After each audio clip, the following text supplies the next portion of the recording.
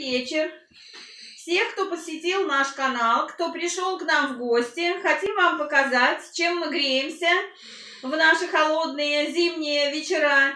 Вот такая вот у нас печечка.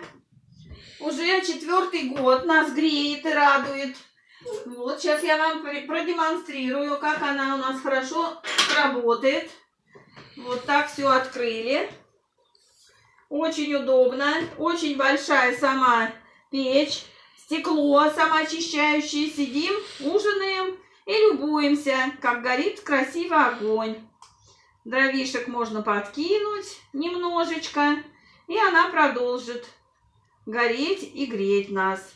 Она регулируется. Это печь-камин длительного горения. Фирма Ромотоп, чешская. Здесь близко к стеночке стоит, не надо ее далеко двигать, как другие печки.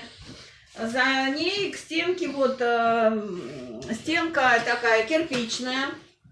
Все готовое, все нам приехали ребятки, все замерили, потом привезли, установили, все сделали, и мы греемся без проблем. Вот так она регулируется, вот закрывается труба, и начинает печка потихонечку тлеть.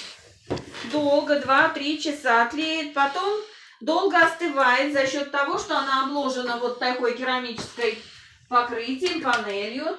Эта панель нагревается. Можно сушить варежки, носки.